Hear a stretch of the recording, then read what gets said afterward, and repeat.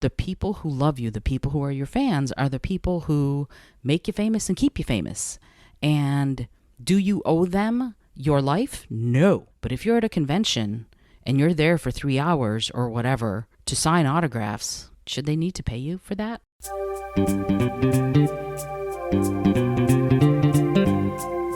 Hello and welcome to the Innovative Mindset Podcast. I'm your host, Isolde Trachtenberg.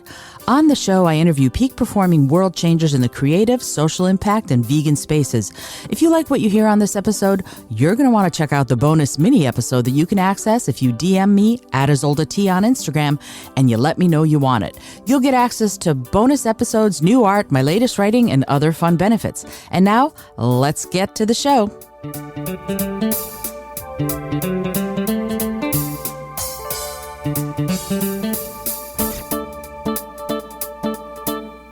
Hey there, and welcome to the Innovative Mindset Podcast. I'm your host, Isolde Trachtenberg. Thank you so much for being here. I am on a tear this morning. I posted on Facebook all about essentially fair ticket prices and how there are some artists who, when they reach a certain level, still charge huge prices. I don't even remember if I talked about this the other day or not with Sir Paul McCartney. Frankly, Sir Paul, I'm here to tell you, a lot of the fans who love your work can't come to see you. They just can't afford it. And you, I imagine, don't need the money. But at the very least, there could be some sort of lottery for students or for people who are otherwise not able to afford the exorbitant ticket prices. I feel the same way with a couple of actors on Broadway right now who are a married couple who, I don't know if they need the money. Maybe they do, but the prices are ridiculous, and there's no lottery for students. And I think that should be something Broadway does just categorically. There should be a lottery. There should be a same day set of tickets released. There should be student prices for every show. Why? Because these are the future of Broadway. People who are coming up who can't afford to pay all those prices are the people who are going to be the audiences in 10, 15, 20, 30 years. These are the people you want to hook now, quite frankly, so give them the opportunity to see the show. And the other side of that coin is paying artists fairly. And that's another aspect of all of this that kind of makes me go, I remember many years ago, I was one of the people playing at a Celtic festival. And we were all the musicians were told, and there were a lot of us, that everybody was volunteering their time. And they had a big name act as the headliner, and I don't remember who it was at this point, but they had a pretty good sized name act. And we were all like, wow, that's amazing. They got them for free. Woohoo! Unbelievable. Well, it wasn't believable because it wasn't true, right? Everybody except pretty much the headliner was volunteering their time. And my problem with this is not that I volunteered my time. It's that I wasn't told that I was volunteering my time so they could afford to pay the main act, which is not cool, right? That part of it is just not cool. Don't do it, right? Be above board with the people you're asking to play for free. If they had said to me, hey, we got Clannad, not that they did. I honestly don't remember who the headliner was. But if they said we got Clannad to do the headline on Saturday night and we need to pay them a lot of money for them to agree to be here, can you take either, $50 or nothing so that we can make this festival a success? You know what? I would have agreed. I would have gone for the festival because you've been above board. I'll do the gig for free for the quote unquote exposure. But I was one of the people who there were other people who were put out, but I was really super put out because I wasn't given the choice, right? I think that artists often do stuff for free. They do it for exposure. They do it because they care about the person who's trying to get some project off the ground. I have done all sorts of stuff like that for free. I've lent my voice. I've lent my music. I've given permission for my music to be used in movies that were student films or that were nonprofit films or documentaries or things like that. For sure, I've done that. And yet, I sometimes can't help thinking that this kind of behavior sort of perpetuates the notion that, artists are just doing it for the love of the game. They don't really need to get paid, so people don't want to pay artists, right? And yet, the main act at this Celtic festival, they wanted to be paid and they weren't going to show up without being paid. And I understand it was like 10 grand they paid them, which, if they'd have taken some of that money and given it to the rest of the artists, and there were a fair number of artists who were there to play, I don't know, $20 to pay for gas to get there, something. But it ended up being, it left a bad taste in my mouth. And once I found out, and I didn't find out the first year, I found out like the second year, I didn't go back. Now I was small potatoes. It's not like they were like, oh, we're going to be missing Isolde. Oh no, let's pay everybody. That's not what happened, right? They didn't care that I didn't come back. But it's a matter of priorities, but it's also like a matter of doing what's right. And the right thing is, if you're going to ask people to volunteer, then have everybody volunteer. If you're going to ask them to volunteer so that you can pay the headliner, be honest about it, right? I would have understood. Maybe other artists wouldn't have, but I would have. Personally, I would have gone, okay. It sucks, quite frankly, because I'm working super hard to make this show as great as it can be. And no, I'm not famous like the people they got to headline, but I was working pretty darn hard to do the gig. And so, artists deserve to be paid for their work. And again, and I started this whole episode talking about ticket prices. On the other hand, if you're a super famous artist and you're not like struggling or whatever anymore, then maybe then's the time to give a little back and make it so that your crew gets bigger bonuses. You might take scale for doing a show. I don't know. Do something where people who can't normally afford to come see you have the opportunity to come see you. And it's interesting, as I was talking about this on Facebook this morning, somebody said, well, the reason this has happened is because once scalpers started doing their thing, then they would buy blocks of tickets for really cheap and then scalp them and resell them at exorbitant prices. And I understand that, and it's an excellent point. But at the same time, if you do a day of sale, for example, if you're an artist and you're doing a show or a play or something, and you do a day of sale where students can get in line early, or teachers can get their drama clubs tickets or something like that, that costs very little, then you're going to get a lot of students, a lot of kids exposed to the arts who otherwise might not ever have a chance to, right? I mean, there are people who are living below the poverty line who are likely geniuses, and they don't ever get exposed to the arts in that way because it's just not in their budget, in their family's budget to afford it.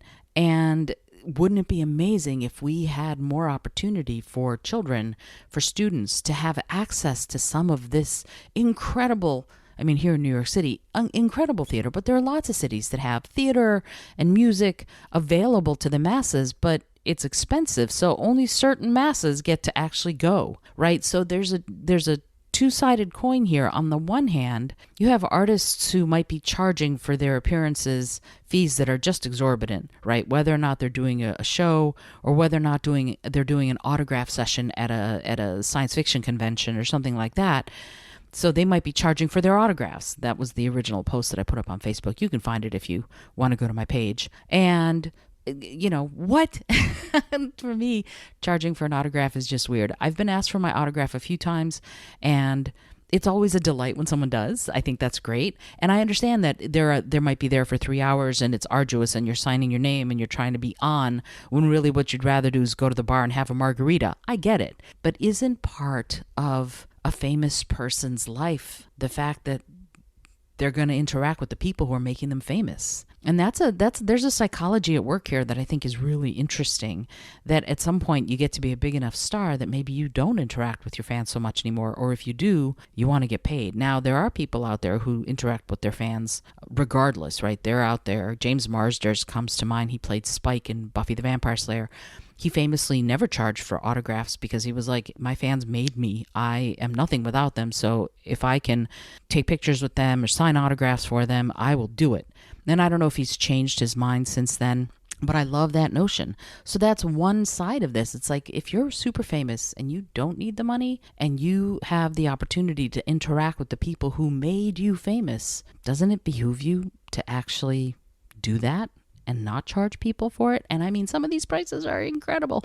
And by the way, I'm not talking about working actors. I'm talking about stars, right? Working actors who go from gig to gig to gig. That's a different story than if you're an incredible celebrity and you're going to Dragon Con or Comic Con or something like that. And in order for people to be able to spend even 5 seconds with you, they have to pay you $700 or whatever. I don't know what the prices are.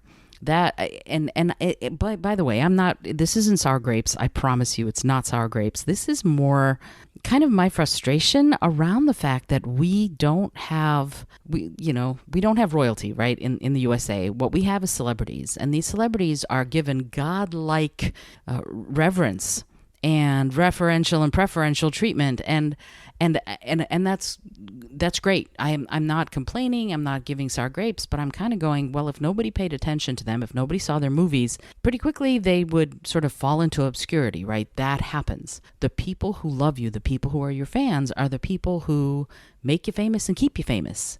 And do you owe them your life? No. But if you're at a convention and you're there for 3 hours or whatever to sign autographs, should they need to pay you for that? It feels weird to me, and I don't like it. And then on the other side of the coin, artists do deserve to get paid for their work. And so are you working? You know, there's something here that I'm still exploring, because are you working when you are at a convention and you are signing autographs? Yeah, you are. And it's not exposure anymore, because, and I said this in my Facebook post, it's not exposure anymore. It's something different, right? It is, you're not trying to get new fans. You're trying to honor and acknowledge the fans you already have who've stood by you. So it's a different thing when you're at a convention and you're signing autographs. You're not trying to get new people to like you.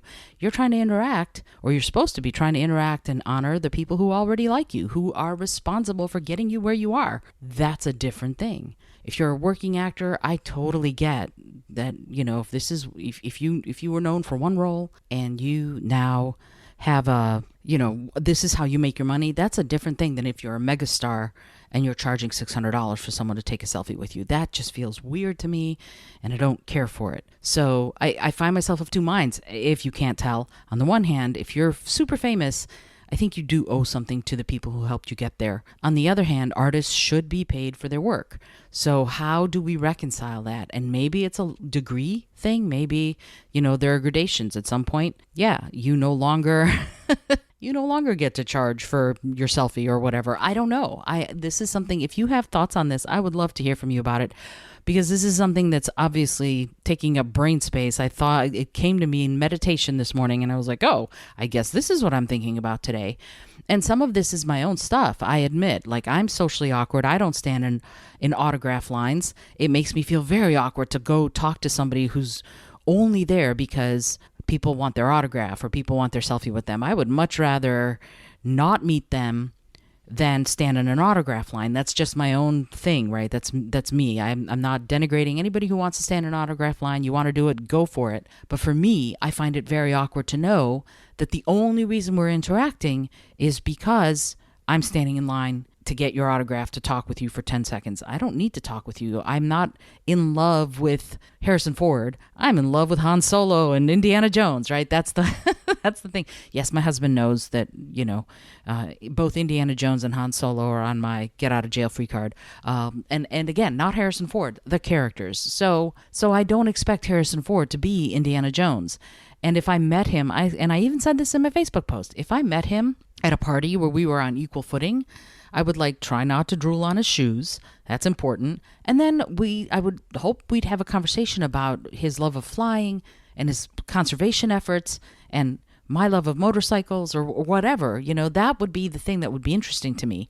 I would want to know more about him as a person and ask him some questions about his conservation work, because obviously you know how much I love the earth. So that's the thing that I'm talking about. It just makes me cringe to think that, I'd stand in line for 3 hours to get him to take a selfie with me and shake my hand and sign his name, scrawl his name on whatever it is I happen to bring. It's just not, again, it's not my thing. It makes me super uncomfortable. And so I wouldn't do it. And at the same time, if someone like him, and he's famously private, right? But if someone like him was going to come out, we're going to come out to talk to people, he doesn't need the money, right? He's one of the highest earning actors in the history of ever. So if he doesn't need the money, maybe it's okay for him to just come out and just chat with people, right? Prince did that shortly before he died. He went to some little club in Atlanta and just played a show because he's Prince, because he can do that, right? And that is the magic. That is the magic. When you're super famous, when you're super amazing like that, when you're a celebrity like that, taking time out and just going, you know what, I'm just going to go to a little club, show up and go, hey, can I play a set? Holy moly, is that magic. That's the kind of thing I'd love to see more, especially from people who don't need the money, right? If you're a famous celebrity and you're managing your money at all well, you shouldn't need the $30 from someone who wants to have your autograph. And this is me being judgy, and I get it. And I guess that's, I guess you can, just call me judgmental and we'll call it a day. But I'd love to hear your thoughts about this. What do you think as far as standing in line for autographs, exorbitant ticket prices? This is an all over the place episode. I apologize. It's just what I'm thinking about, and I wanted to sort of reach out to you about it and see what you think, versus artists getting paid who are not so famous, right? That working artists should be paid for their work. Okay, this is Isolde Trachtenberg for the Innovative Mindset Podcast. I hope you enjoyed this meandering episode. They've been pretty meandery recently, haven't they? Well, it's how it is.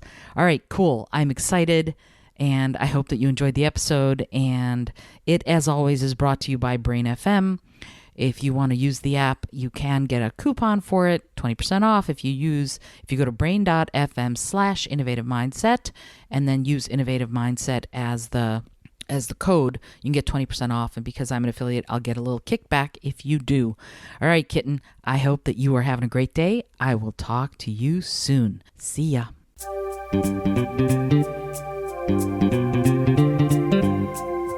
Thank you so much for joining me today. I really appreciate you being here. Please subscribe to the podcast if you're new, and it would mean the world to me if you told a friend about it. Today's episode was produced by Isolde Trachtenberg and is copyright 2022. As always, please remember this is for educational and entertainment purposes only. Past performance does not guarantee future results, although we can always hope. Until next time, remember to be bold, be creative, and most of all, be kind.